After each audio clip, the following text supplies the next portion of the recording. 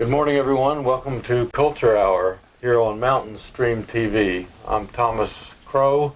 I'm here this morning with my co-host Kelsey O'Donnell.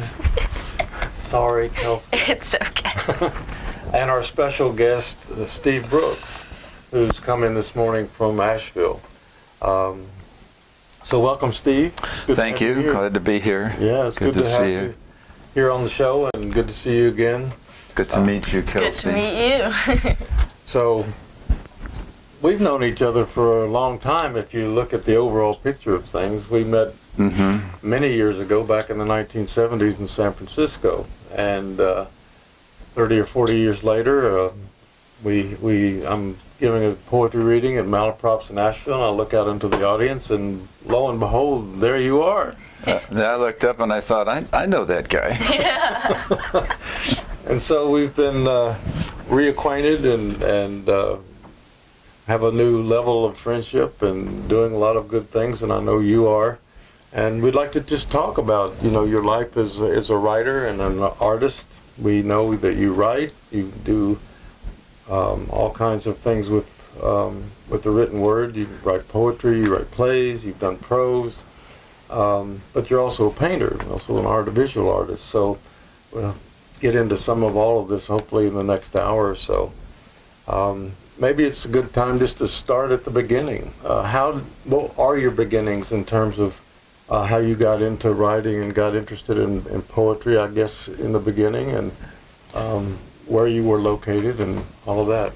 I went to college in Iowa. Oh, no, wait, back. In 7th grade, I wrote a poem which submitted to an Illinois-wide compendium of high school kids or grade school kids, I don't know, all schools. And I got accepted, and so there was a ceremony of honoring that, and the poem was awful. I mean, it was I love to wander, which is true, but I made up the poem. I mean, it's like I taught school in California one time, and the kid raised his hand and said, "Is that a real poem, or did you make it up?" Well. And this was a made-up poem. I just and in the poem, I said, "I love to wander over hill and dale," and that's a cliche, and I didn't even know what a dale was. But that was a start in a way. And then I went to college, and I did some writing, but mostly short stories. And then when I was a senior, my roommate, who was a junior, was a poet. Oh, and my girlfriend was reading Robert Creeley, and I thought, wow, girls like poets. Or poetry, and that kind of spurred me on. And so I said to my roommate, I cornered him in the hall one day, and I said to him, "Tom, what is poetry?" And he looked at me for a long time and turned around and walked away. Brilliant, absolutely brilliant. Left me on my own to figure it out for myself, Yeah, well, that was kind of him. And then I graduated from college, and I taught school. Oh, I taught school in California, and I had my students write. They ended up making up a poetry magazine called A Little Bit of Old Moline, which is where I was from. And it was great. And the reason they did that is I invented this technique where kids could write poems who'd never written anything. And I had them all go to the back of the room and get a book off the shelf and just open it up and point to a word and then tell me what the word was. And I wrote the words on the board. And then I filled the board with words, and then I said, now pick a word, and make a sentence. So they did. I said, do that 3 times. And they had a poem. And they were blown away. Because they hated, everybody hates poetry. They hated poetry. It's true. And so they put together this little magazine. Then I moved to Connecticut, to Illinois, then to Connecticut teaching school. And I was trying to get into graduate school, thinking I wanted to be an English professor with patches on my elbows and the whole thing. I didn't. I graduated high school and graduated college and tried to become my parents. And, just be a good American, get a job. So I was looking for a job. And that's all I could think of. And my ex-wife, my wife at the time, we were in Maine at Acadia National Park, and we were sitting at a picnic bench, and I was trying to figure out where to apply to graduate school. And she said, "Why don't you apply in poetry? You're writing poems all the time. Why don't you apply in poetry?" And it was like a light bulb. I mean, it was like amazing. She saved my life, you know. So I applied to Iowa and to San Francisco State. I got accepted to San Francisco State, and I went there. And that was a great experience because all of a sudden I was in the company of 90 poets. I mean, 90 poets. In San Francisco, you know, Jim Gustafson once said, a great poet, once said there are 5,000 poets in San Francisco and 5,000 I want to be a poets. So it was a great place to be a poet, unless you hated competition or didn't think about it. I didn't think about it. I just thought the more the merrier, you know. And it was a great place to be surrounded by poets. And then I graduated from that program and kind of moved into the city. At first, I applied for a job. This is a hurry-up version. I applied for a job as a poet in resident at St. Olaf College in Northfield, Minnesota. And I went back. I took a trip back. I was married at the time, had two little kids. And I thought this was the career path that was going to take me on. You know, I went back to St. Olaf College. And the head of the department showed me my office in this great brick building, stone building overlooking Minnesota. And it was beautiful, and I thought, this is great. And he took me to dinner at his house with his wife and kids, and I thought I was in, and I got back to San Francisco and found out that they'd picked somebody else. I got second place. They picked some guy who had already been published. I had a couple of poems published, but I hadn't a book published. And they picked a guy from the University of Nebraska who'd been published. And I found out later that he was a total bust. But that changed my direction. It sent me into the bowels of the depths, the great ground of poetry that San Francisco was, where you and I hung in the same, you know, knew all the same people, and you know, and that's that story. I ended up being a San Francisco poet. Right, and that's where our story is, as two people being in the same place at the same time, starts. And you and I have talked about this casually in different places in the last months. I'm writing a book about the San Francisco 70s as a result of kind of a happenstance thing that happened with some of the archival material that I sold to a fellow up in Ann Arbor, and he wants to do a book about that because he's a beat specialist, and that incorporates the beats and the baby beats and all the rest of us. So and you were the king of the baby beats. Well, I wasn't the king, but I was the guy that did all the grunt work. What's that guy called? To keep it, you know, to keep the wheels on the train. So so tell us about your experience in San Francisco and some of the people that you knew. I mean, I know you've got a play here that kind of satirizes a lot of the characters and the poets and writers that were there in those years during the 1970s. After I graduated from San Francisco State, I did a one-man show of characters that occurred at a party of poets and artists at a professor's house. All of a sudden, I went into a character, and I thought I could do this on stage. So I ended up 6 months later putting on a show at Intersection of characters, and they weren't poets. They were just people.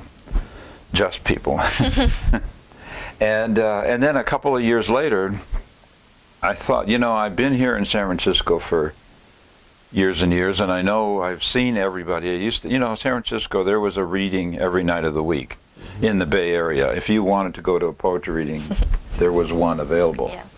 And I did a lot of that, and I read a lot at a lot of readings, and so I knew a lot of people.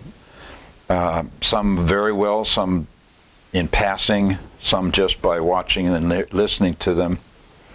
And I thought I could write a satire of a poetry festival, because I'd been to so many.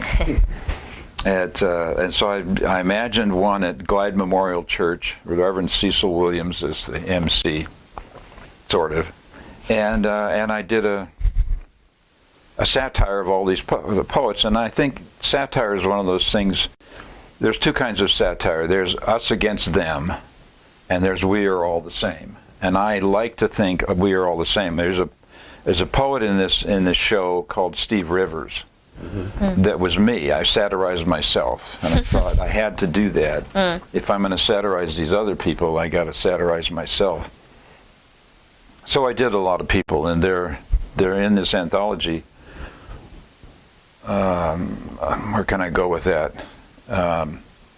One of the poets that I satirized was Charles Bukowski, who I call Charles Drunkowski, because he gave a great reading that almost everybody in the world attended, as far as I can tell, at the North Beach Community Center. Mm-hmm. And he sat on stage, and they put a refrigerator full of beer next to him.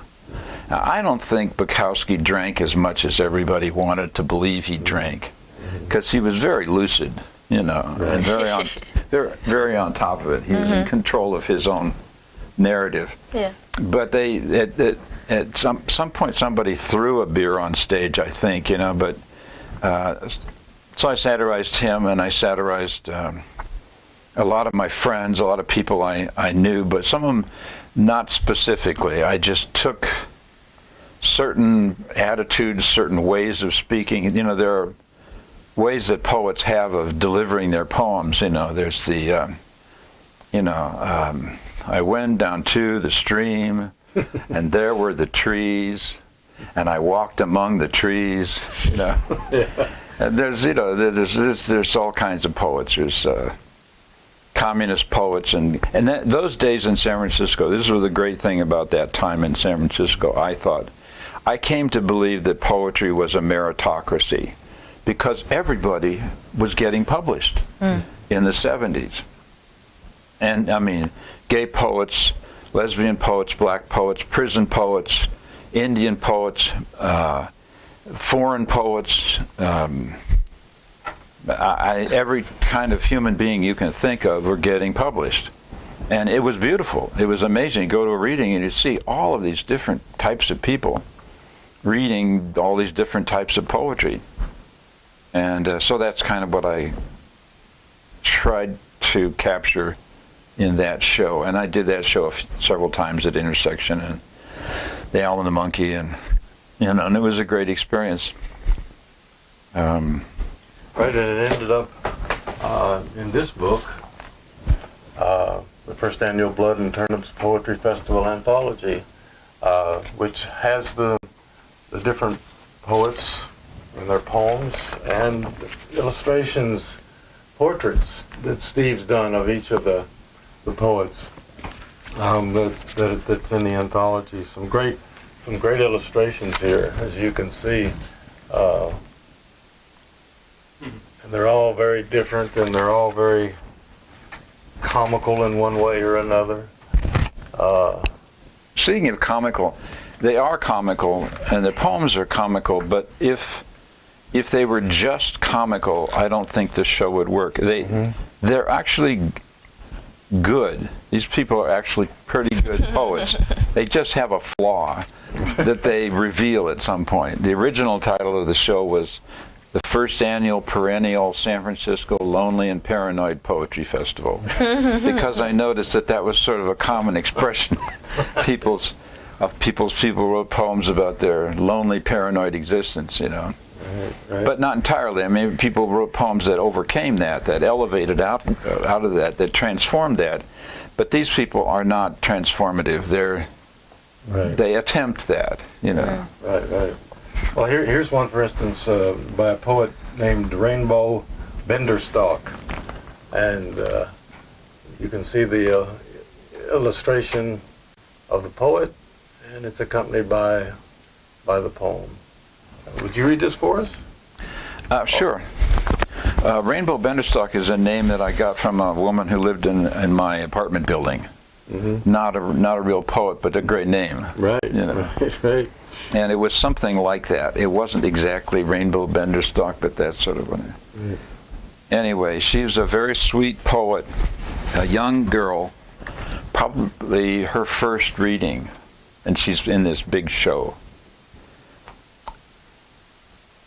Goodbye, Warren.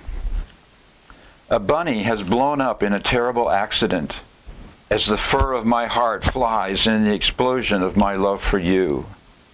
The room is hot as I tightly grasp the remaining rabbit's foot of our love as you burst from the room.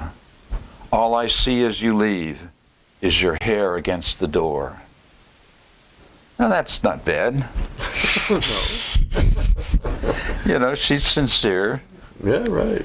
You are one knee, I am the other. Mother, it's not your fault I'm plump. I loved your cooking and Daddy wasn't home much, so we would share a box of chocolate loneliness. I'm not sorry I'm plump. I like my thighs. They are my friends. Like my thighs, as long as we are together, no one can tear us apart. There you go. So, Rainbow's gotten a thigh fetish. Well, she... did I tell that story?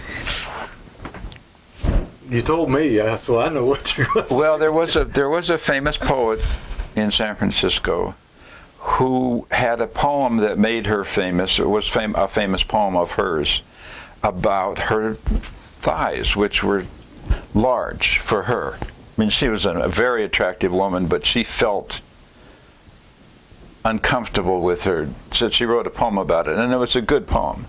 And so now I'm a little embarrassed to have made light of her poem. This illustrates the difference between satire and real poetry, because her real poem elevated out of that particular moment of concern in her life. But this poem doesn't quite do that. Right. It's so interesting to see how you read and perform them and sort of take on the character of that poet. And sort of as an actress myself, I wonder how you, so in your performance in this sort of one, were you a performer of? Well, I came to the conclusion that I was not an actor because I couldn't memorize, for one thing. And I couldn't, I didn't know how to play something that I hadn't created myself. And I created these characters, so I knew who they were. So I decided I was a becomer. Okay. I became the characters. And they were all different. There's 20 different characters, and I became one, and then another, and another. And they're all different. There are 5 women and 15 men. And I became them, and that's how I do it. My career. My mother wanted me to be Alan Alda, you know, but that was not going to happen because I didn't have that gene, that professionalism gene, of wanting to make it a profession. I just loved becoming characters. Yes. Which is kind of what a poem is a becoming something, you know, a becoming a voice. Even if it's my voice, I become that voice, you know. Well, that's interesting because both of you have a San Francisco history. Kelsey's from San Francisco, and I am. So there's a lot of places and people and things. I know you're reading on the road at the moment. I am, yes. And this whole subject of the Beat Generation raises its not ugly head, but raises its head every now and again. And the whole beat scene in San Francisco was very alive and well when we were there in the 70s. And a lot of the personalities that, you know, people would know, household name personalities, were on the street in the cafes and bars on a nightly basis, a daily basis. And like you say, there was poetry readings going on a daily basis, and people were interacting all over the place in different kinds of ways. So there was a lot of communication between different factions of poets in the city and in the Bay Area. And I know you were hanging out with a certain group of people, I was hanging out with a certain group of people, but there was a lot of interaction and cross-pollination. We've talked about that. Over the time that I've been here in this area in Nashville, we've talked about, and people that you know that I knew that we didn't know we knew, the same as, you know. Right. Yeah. Sami Farhad is a good example. And Keto, who was a Palestinian poet, was a great character, a good poet, good painter. I mean, he was a character, and brilliant. And he was your friend, and he was my friend. But I didn't know he was your friend, and you didn't know he was my friend. And there's more stories like that we won't go into. That's right. That's right. That's right.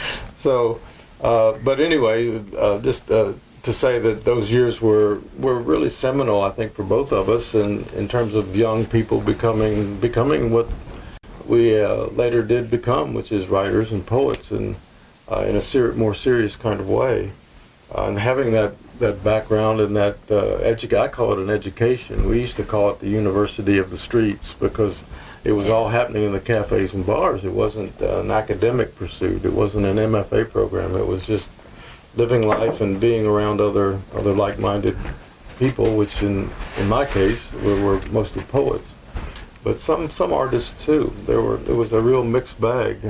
What was your life like in San Francisco as an artist, as a visual artist? What were you doing visually? I wasn't until toward the end. I went to graduate school in art at Iowa and dropped out before I went to San Francisco State. But I stopped painting for a long time. I did some drawings, I did some paintings, but I didn't think of it as what I was doing. I discovered that I was a poet, that language. You know, it's like, if you're sent to a desert island, what do you pick up first? Well, I pick up a pen and start writing. I don't pick up a brush and start painting. And I love to paint. And I'm amazed that I don't paint all the time because I love it so much. But I stopped for 8 years after that, after graduate school. And then when I picked it up, I was living in Oakland at the time, and I picked up I did some oil painting, and I painted this painting, and I thought, there's something weird about this painting. It's so familiar to me. And I realized it was the next painting. Like, I had stopped painting, and 8 years went by, and I did another painting, and it was as if the 8 years had suddenly collapsed. Yeah. And I did the next painting, and it's always there for me.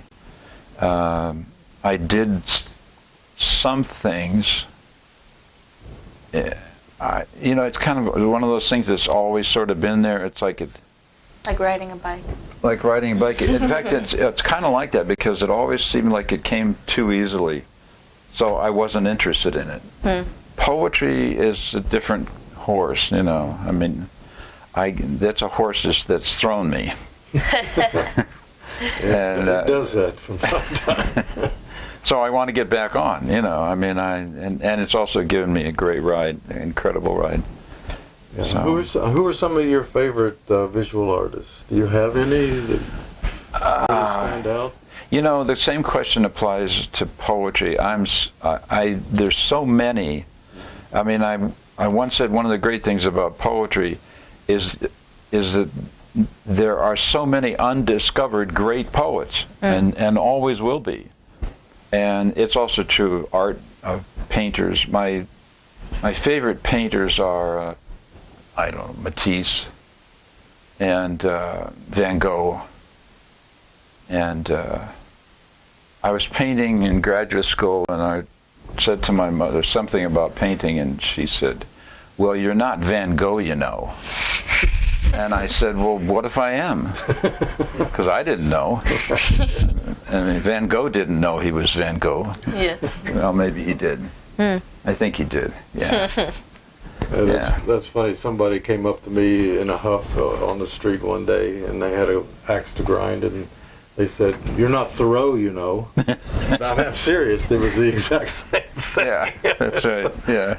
Yeah. So poetry, then, I mean, you write plays, you've written prose, satire, poetry. What is your favorite genre to write in? Poetry. I'm fundamentally a poet.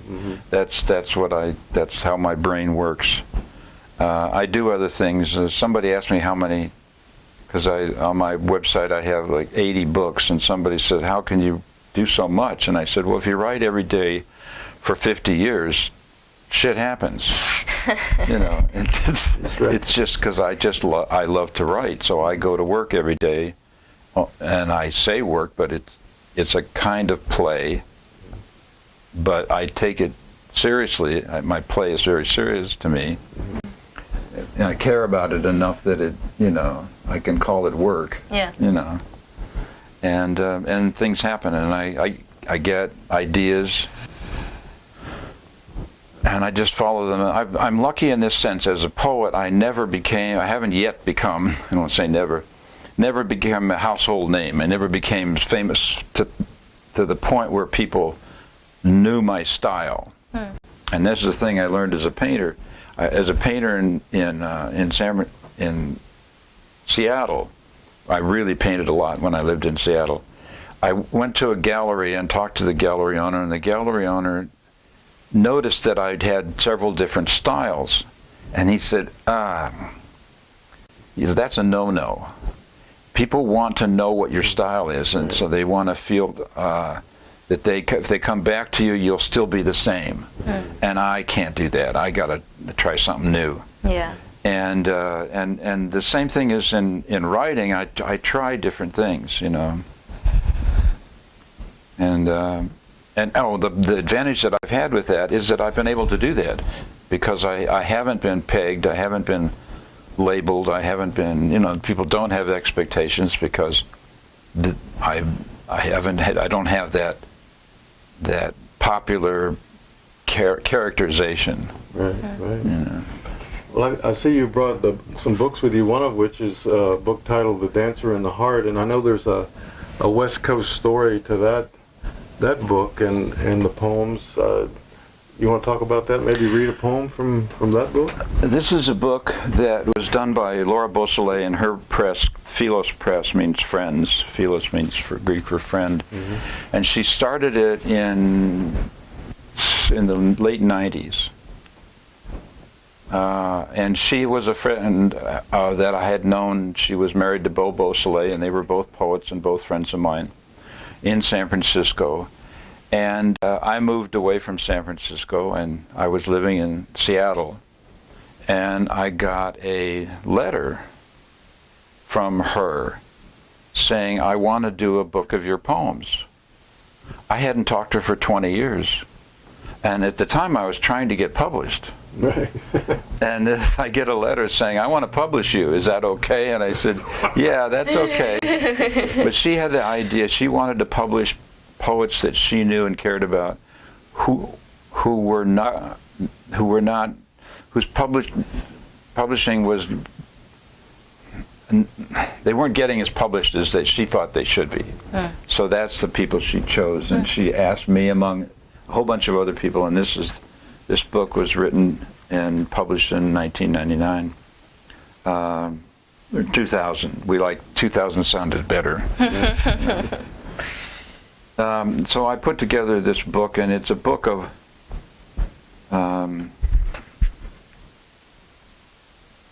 love poems, but it's a book of poems about love, not necessarily a book of poems in love. Because I came to the conclusion that the love I felt for someone else wasn't coming from them, it was coming from me. And I began to follow that, to find out what that was. That's a sidebar, but that's these poems kind of reflect that. And this book too is illustrated. It's got pictures throughout of different female figures.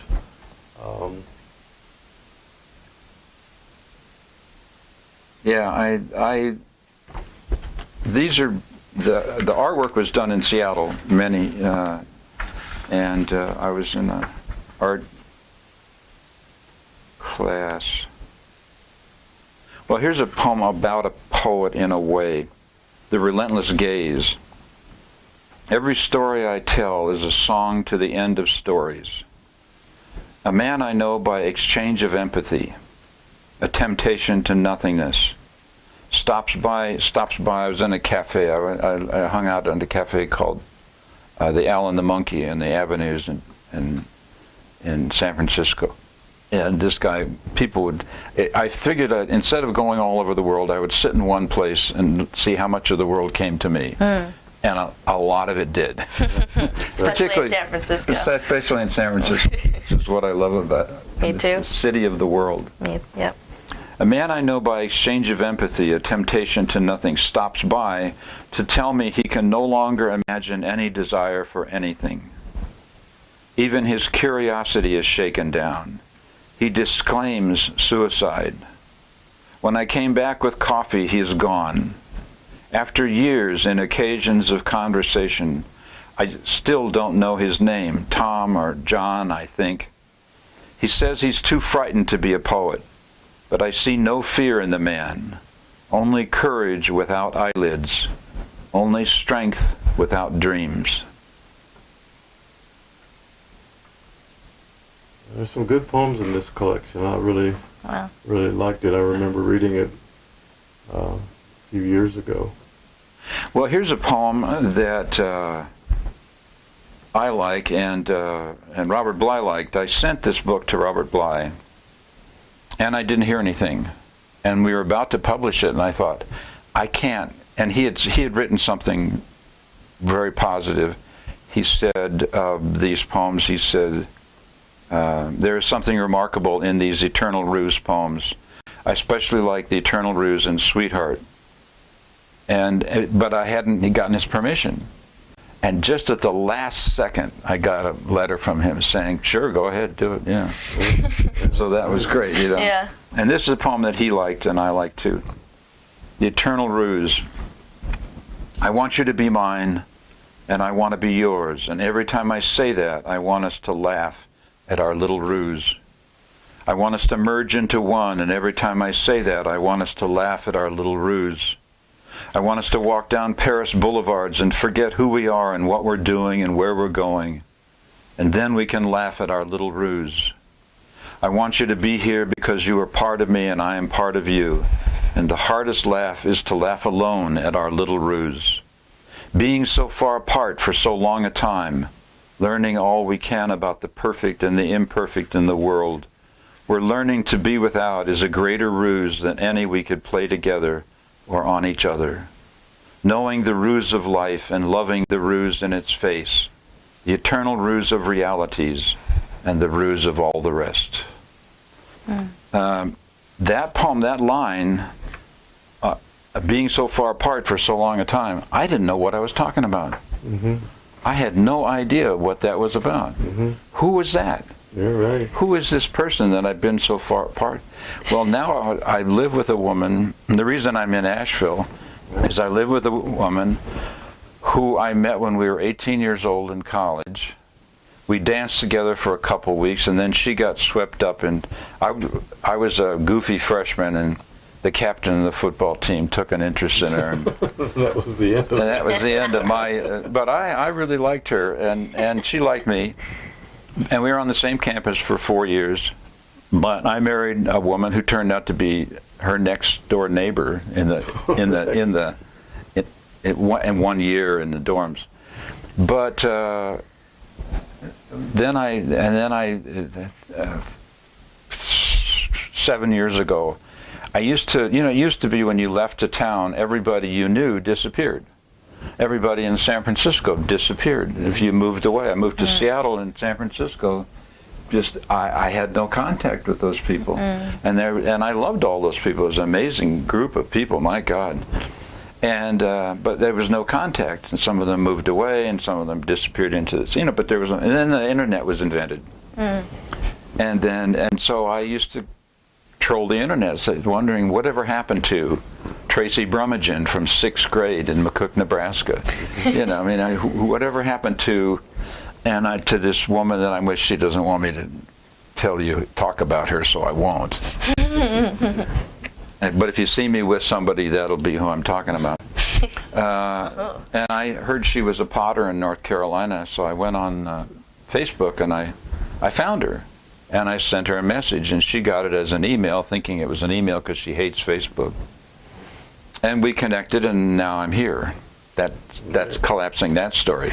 Wow. But I thought this is who I was talking about. And it certainly could be true. Being so far apart for so long a time. We were 18 when we met. We didn't stay together. If we had stayed together, it probably wouldn't have lasted because we had so much to do and learn in the world. And we went out and did all that stuff. And now there's no need to go and do that. You know, we can be together. And, you know, I can write poems and she can make ceramics. And Right. Well, that was my next question. I was going to ask you what brought you to North Carolina, and you've just answered that part of the question. So how do you like the mountains of Western North Carolina, and what have you been doing since you've been here? Is your process changed? Is your life changed as a creative person? What are some new twists? Well, it was amazing when I first came here. It'd be 7 years ago in September. The word fair was on for some reason in September, I think, and there was a reading at the Masonic Temple, and it was packed in this, you know, I lived in San Francisco and Seattle, big cities, and this has the feel of a big city, but it's not a big city. And I went to a reading, and it was packed. There were 300 people. Wow. And I was amazed, and I still am. The reception to the arts in Asheville and surrounding communities is astounding and rewarding and feels great. I like, to me, Asheville is like a little San Francisco. I completely agree. The first time I ever went to Asheville was this summer, and the first thing I thought when I walked down, right down, not on Patton, but right in the center of downtown, and I was like, I feel like I'm on Haight. Wow. And I was walking past all the stores and looking at the people, and I was like, yep, I really feel like I'm on Haight. And that was my immediate thought, so I'm glad you agree with Yeah, I still feel that way. And we were in 5 on Walnut was a music bar. And it's a music bar that could be anywhere. It could be in San Francisco or New York or New Orleans or any place. And it just feels, you know, I loved San Francisco. It's my adult hometown. And when I moved away, I thought, how can I leave my hometown? And I thought the great thing about a hometown is you can go back to your hometown and still get that feeling. And whenever I go back to San Francisco, I feel it, you know. But I like it here, you know. I'm going to say love it here, and maybe I do. I don't know. It's Might as well. You're here. well, I was 17 years in San Francisco and 17 years in Seattle, and I've been 6 years here. So another 11 years, I'll tell you. Okay. I think. Okay. Do you have any favorite hangouts in San Francisco, or places that you like to go, or things you like to do that you do, you know, on a regular basis? Well, my partner and I went to San Francisco several years ago. Actually, the first thing we did after we got back together was we went to San Francisco, and we walked into Specs, and there was a reunion of poets: Jack Hirschman, Neely Tchaikovsky, Sarah Menifee, and others. There was a dozen poets in Specs, which is a great little bar, and it still is Specs. It's still like Specs, you know. And so that was her, and I took her around and showed her everything I loved about San Francisco. The Al and the Monkey, which was a great place for me. I've written several books in and about that cafe. It was a bohemian cafe in a middle-class neighborhood that had a mixture, and for some reason I liked that. A friend of mine said, "Steve, your only problem is your love affair with the bourgeoisie." But I like people, you know, and they don't have to be poets to be likable, but that place has changed. It's not the same. The Mission District is not the same where I was for a couple of years. The city's changed. You know, the tech boom has made it. Everything is so expensive. Gentrification is the huge thing. Yep. All the it's this new neighborhood is the new place to live. This is the new place to live. It's like everything is sort of the new place to live because there's the tech industry, there's Silicon Valley, and everybody wants to work there, but who wants to live down there? That's boring. And especially when you're a young person and you're just out of college with your computer science degree and you want to go live in the city, but you're also making so much money all of a sudden because you work for Google or Facebook or whatever. And so that's completely what is happening. And there's been a lot of pushback from people who are native San Franciscans and have been for a long time of like, no, they tried to close down or tried to privatize some of the parks and stuff like that, and there were huge just protests Privatize the parks. and outcries and stuff like that, yeah. So it definitely has changed, but there's just places that you can still go and get that sort of authentic feel of what San Francisco is supposed to be like and used to be like. Well, it's such a mixture of people from all over the world. That's still true. Oh, absolutely, and yeah. that is the feel of the city. Yeah. Yeah, and it's spectacularly beautiful. I mean, yes. Seattle is a beautiful city. And then I went back to San Francisco and I thought, my God, it's spectacular. It is. It's just on a grander scale, you know. It's very unique. I completely agree with you. And it's right on the ocean. Yeah. And that's very powerful. Yes. Yeah. Something about the water. So living in Asheville, then, what places and things are you doing here that maybe is similar to your experience in San Francisco? Because you're comparing the two cities in certain ways. Well, I attend the readings at the Altamont Poetry Series that's now moving from the stage company. But that's been a great blessing. The connections with other poets, you know. When I lived in Seattle, I didn't have as strong a connection to other poets. But I came here, and that connection started up almost immediately.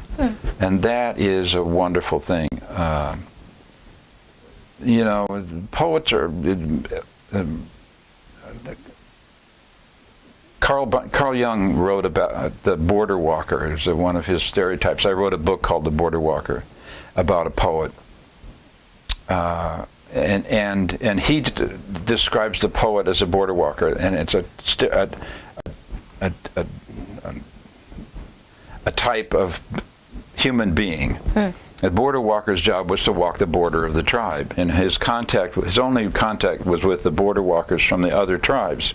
And sometimes I feel like that's the feeling I have when I run into other poets, is that I ran into Stan Rice one time in San Francisco. I hadn't, you know, Stan Rice was married to Anne Rice, and he was a teacher of mine at San Francisco State, and I hadn't seen him for a while, and this often happened with poets. I ran into him on the street, and we started talking, and he said, "What happened to that airline stewardess you were dating?" And I said, "That was 4 years ago." You know, yeah, you know, and I haven't seen her in 4 years. And we sat down and talked for a while, and he said, "Well, I've got to go pick up my son at daycare." I said, "What son?" So we were 4 years, you know, he was 4 years old. We hadn't seen each other for 4 years, and yet the conversation was like that collapse thing. It was like we just joined up the conversation we had the last time. And I find that with poets in particular. It's and maybe other people too, but I notice it with poets. It's an easy conversation. But people whose job is to go to the extremes, and then come back to the center, and then go to the extremes, then come back to the center. And so there's that connection that is peculiar, you know, being with people who have that as a life experience. You know, to the border walker, as Carl Jung described it, would go out and have the most extreme adventure walking on the border of the tribe, and then come back and have to tell everybody that it's safe. To also tell the stories of what it's like way out there where nobody goes, and then come back and talk and be connected as if you have lived there all your life, as if you're part of the tribe.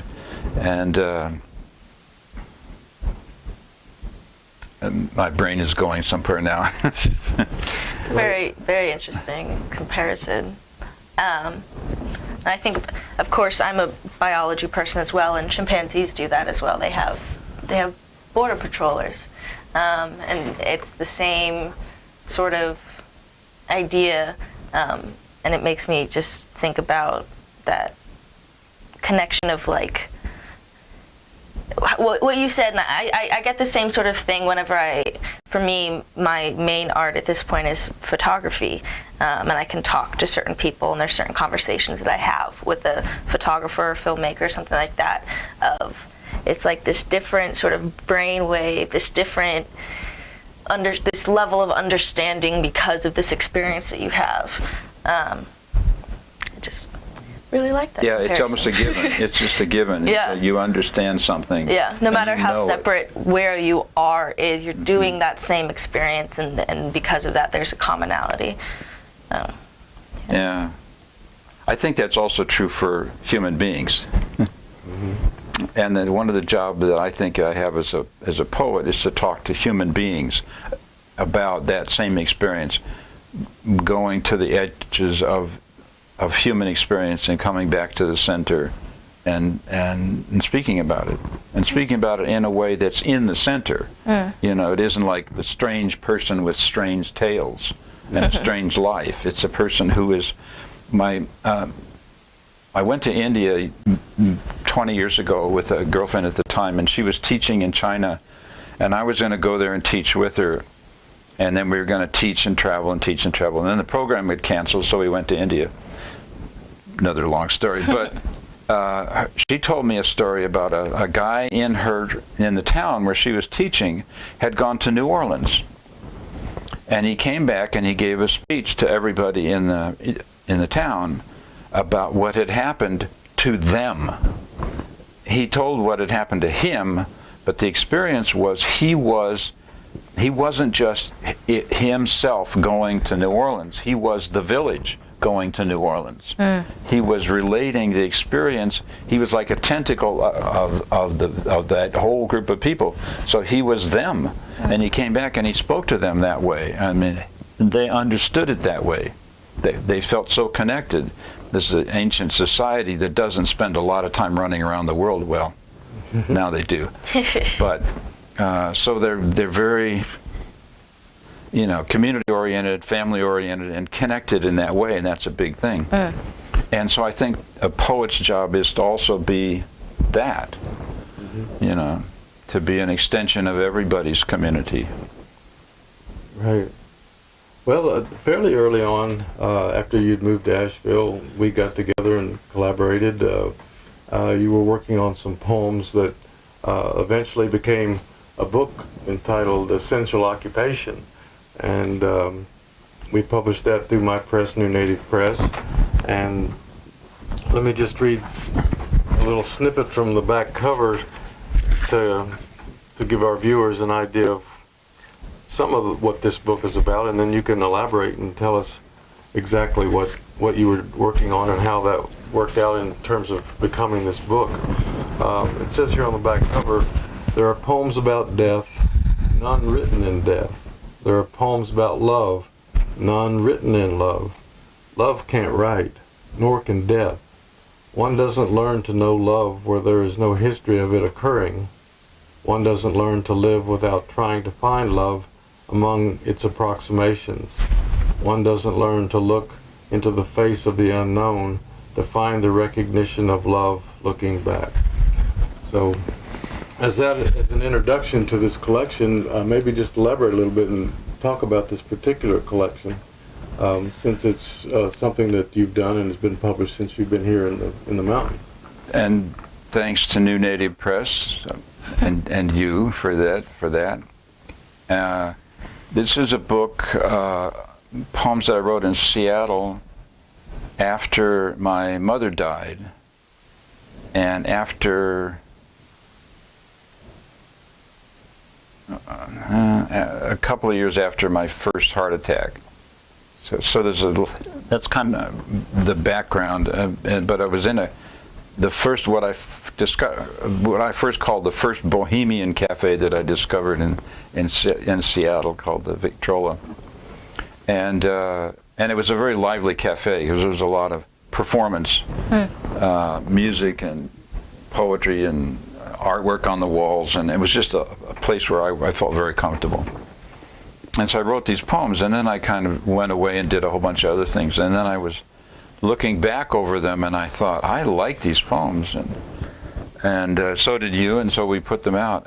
But it comes from, Essential Occupation comes from the poet Conrad Aiken in World War I applied for conscientious objector status on the grounds that he was engaged in an essential industry, poetry.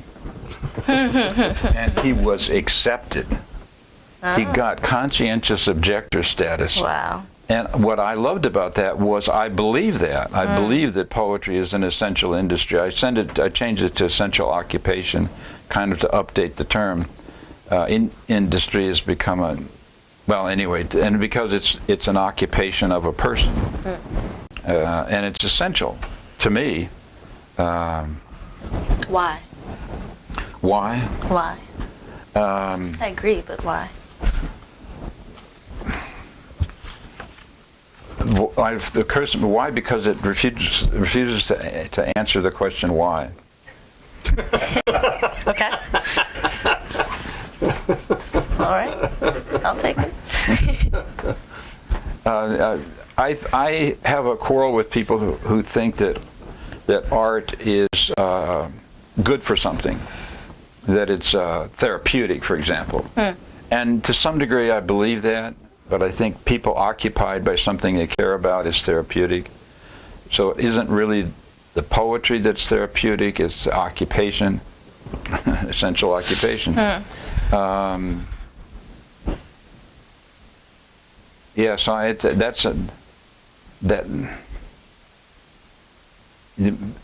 was at a political in 1970. Whenever George McGovern ran for president, I forget what year that was, 72, I was invited to a political gathering in Pacific Heights in San Francisco at a fancy house. And there were a lot of people, and they were all there to gather to support George McGovern. And they asked me to read some poems, and I thought, but poetry doesn't stir people to action. Poetry says, slow down, stop, now you're getting somewhere.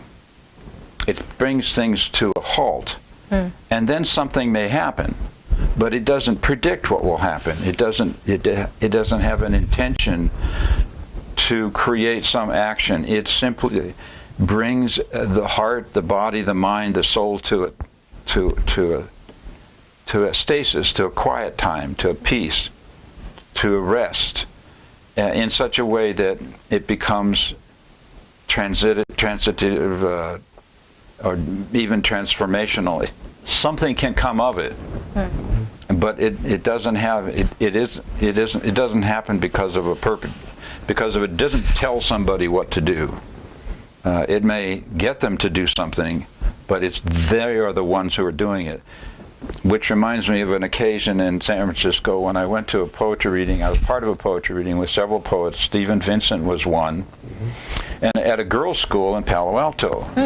And we went and we sat and we read, and I read and others read and he read, and now I'm a listener, and I listened to him read a poem, and someone said, "Would you read it again?"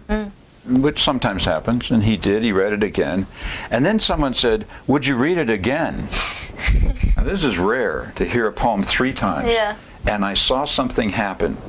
The first time he read it, it was his poem and we were listening to it. Yes. The second time he read it, it kind of floated in the air. And the third time he read it, it became their poem. It became the audience's poem. They took it into themselves. That's what I felt, because I did that. The third time he read it, I took it on. It became my poem. And I think that's what happens to poetry. It's language that is spoken in such a way that it becomes your own. I just made that up. That's pretty good. The poem out of this book that I want to read, that I like so much, is called Her Wonderful Life. During the writing of this book, my daughter had her daughter, who is now 12 years old. Her daughter, I'll tell this story. Her daughter, they went to, her father, my daughter's husband works for Microsoft, and he managed a way with a Frenchman who worked there to get assigned to Paris. And then he was in Paris, and he was all over Europe and Asia doing work for Microsoft. And then they moved to Johannesburg, and then they moved to Nairobi.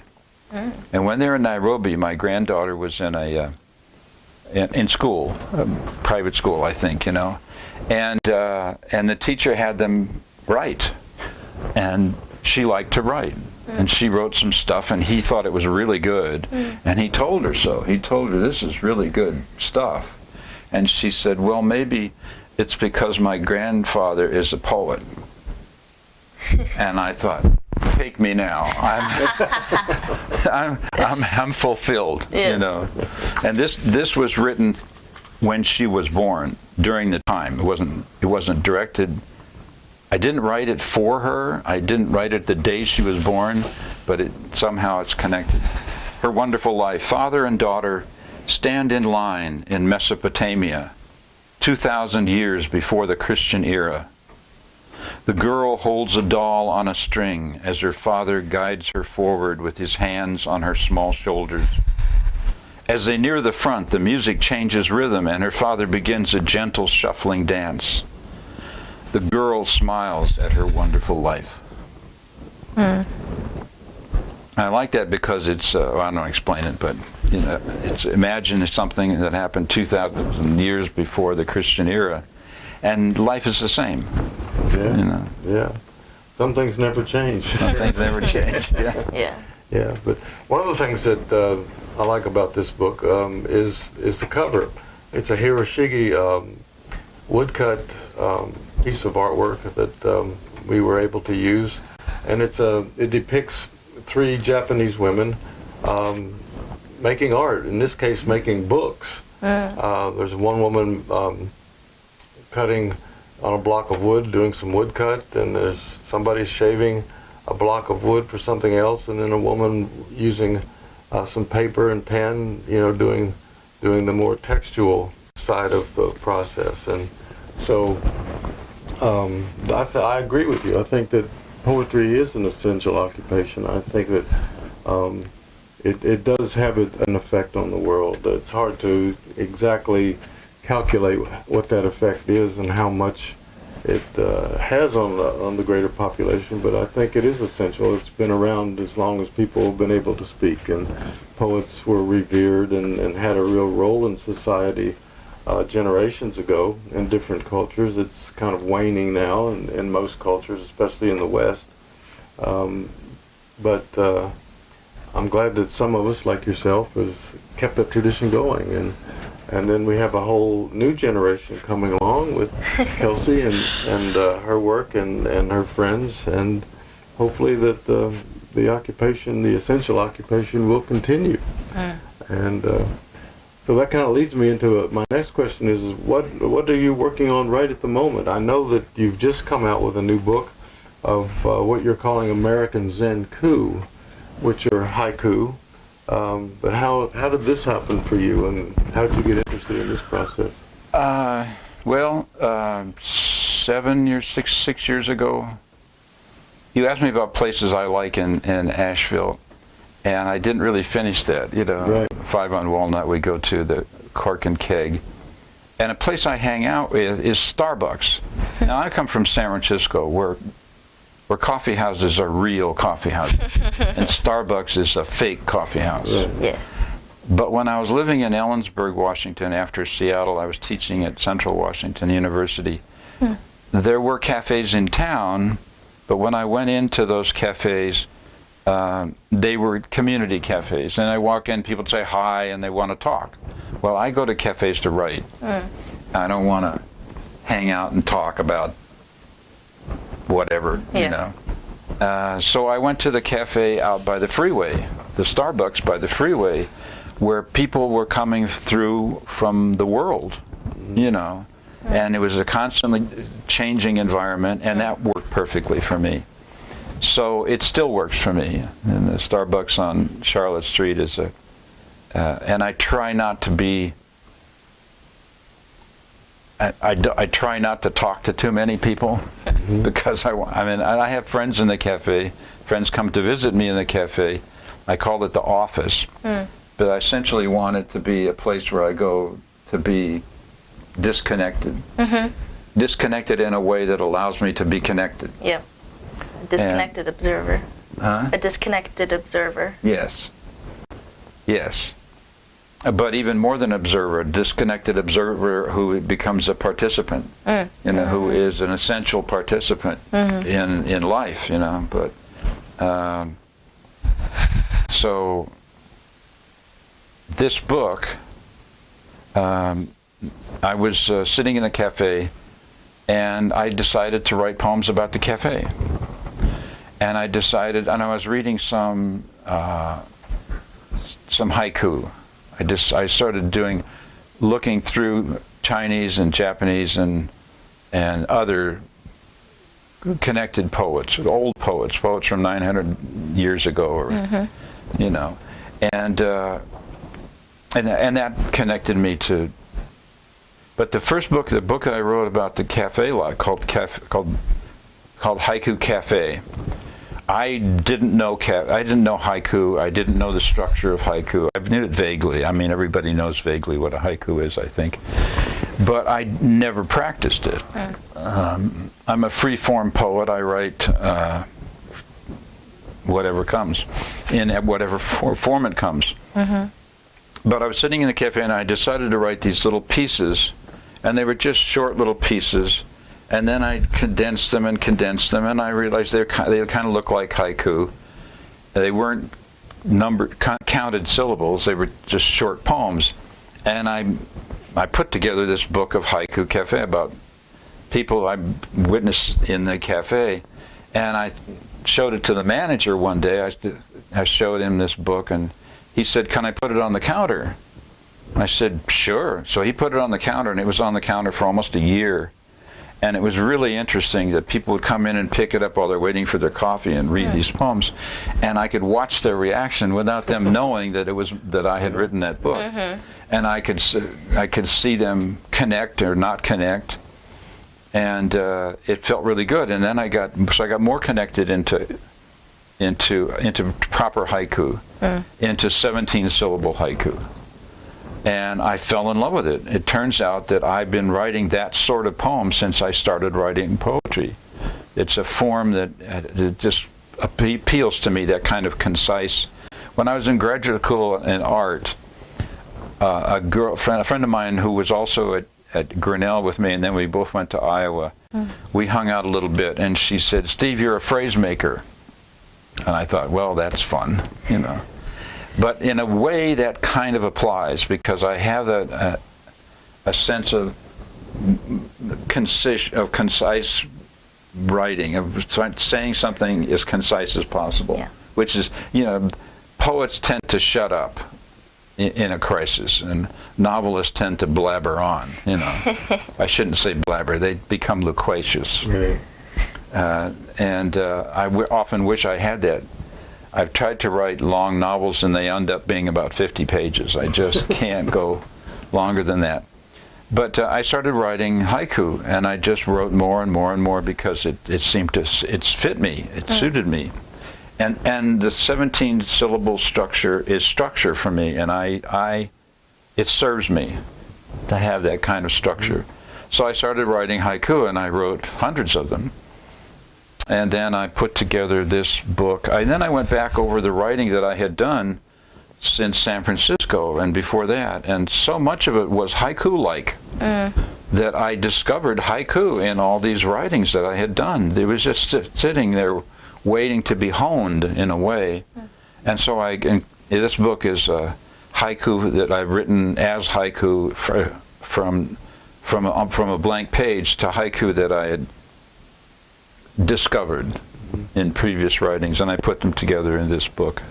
Right. Would you read a couple of those for us? This is The Five-Headed Lizard and the Famous Death of a Firefly. I should read the title poems, but I don't know if I can find them. And you're calling the subtitle, it's American Zenku. Zenku. What is a Zenku? A lot of haiku, Japanese haiku, came out of the Zen tradition. There were Zen priests who wrote haiku. Mm-hmm. And so they were Zen priests, and their poetry is very Zenish. Mm-hmm. And so am I. I mean, I've been a Zen student, and I have a lot of Zen books and books that I've written that are about that sense of things and my experience with that. And so I made up my own word, Zenku. You know. Good. I think it fits it. The first poem is famous poet with his knapsack, drunk. Now, where did I put my knapsack?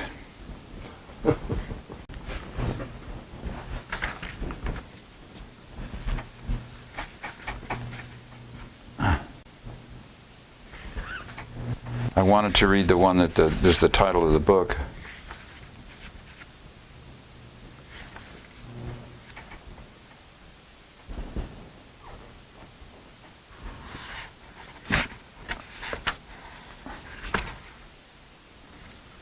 And I should be able to recite a poem from memory, but I've never been good at that.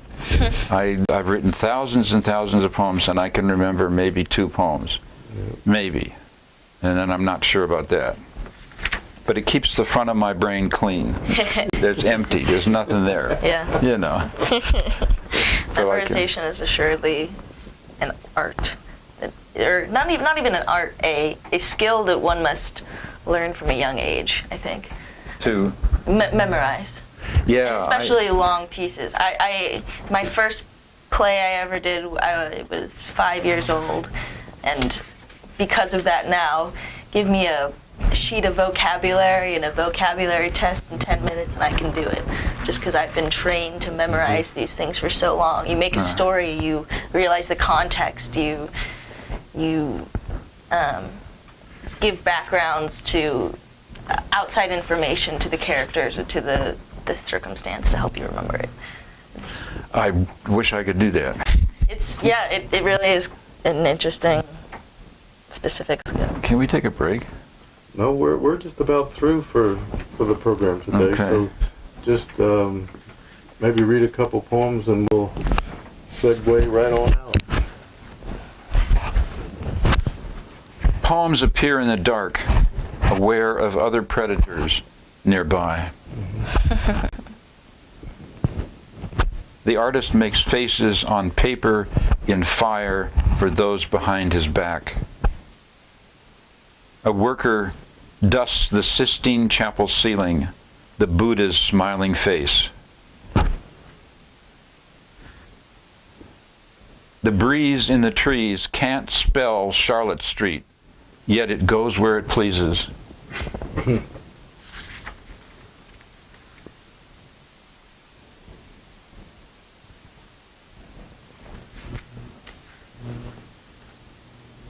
In language, I wear a king's wardrobe I cannot see in the mirror. The painter does not paint the subject or herself. She paints the painting. Seeking my place in the whirlwind, I find I am mostly oxygen.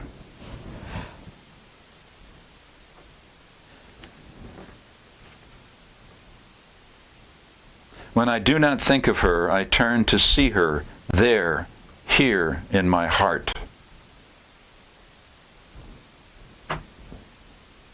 Joy comes into this paraffin heart, swinging its scythe of fire.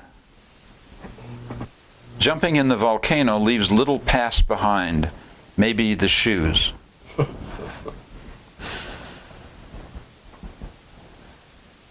All this talk is entertaining, even the word nothing.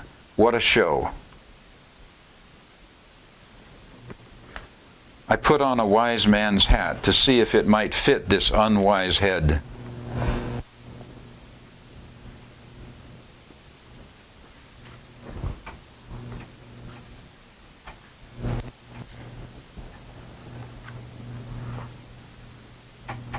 I asked if wonder would marry me. Not twice, she said, and laughed out loud.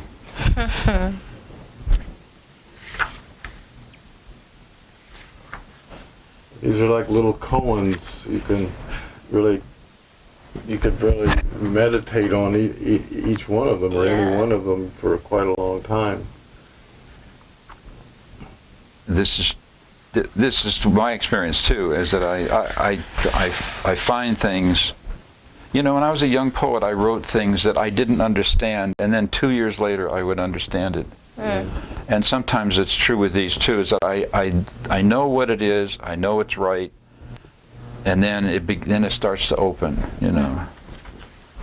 Come back like, oh, I'm a genius. And here are poems, this is a famous Death of a Firefly, poems about San Francisco. At the corner, I had the opportunity to wander San Francisco for a month. And I just started writing, and I wrote these little poems, which turned out to be haiku. I didn't know they were haiku at the time, but that I've discovered them. At the corner, all he waits for is the direction he's going. Some people are on the street as if they just wandered in off the street. He pinch grips his cigarette, the wing of a poisonous butterfly. He sweeps debris onto the street below, table scraps onto the floor. This is in North Beach. She turns, looks with the slight of almost seeing the object of her scorn. Arboretum cat rubs against Mahoberberus myethkina. Like you'd imagine it to be, a building in every detail.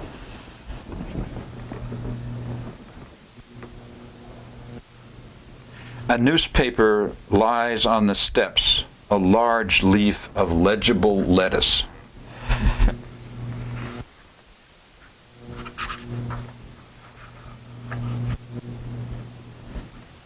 A clean gray margin of fog above the turbulent blue page of sea.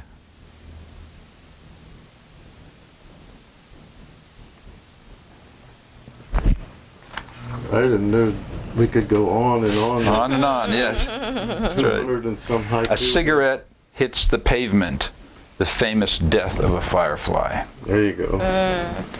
So, Kelsey, do you have any other questions or anything you'd like to ask Steve before I love that you ended on that, because that's the most recent thing I wrote about, was the death of a firefly. Really? Yes, and I was telling Thomas about this. I was driving and a firefly hit my windshield and died. I was very sad, but it died in a flash of light. And I was like, wow, I want to die in a flash of light. The famous death of a firefly. And I parked, well, I got to my destination, parked, and I just started writing about it. So I just love that. And thank you for coming and sharing your poems. Oh, my pleasure. Your artwork. It is interesting to see your different styles, and how, you're right, I wouldn't necessarily know that it was the same author, but it's all good.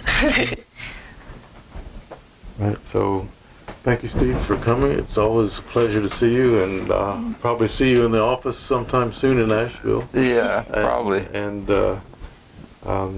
thank all of you for tuning in and sharing this hour with us on the Culture Hour on MountainStream TV. Come back next time when we'll have another interesting member of our artistic and creative community here in the mountains of Western North Carolina. So until then, have a good day and a good week and a good month, and see you soon.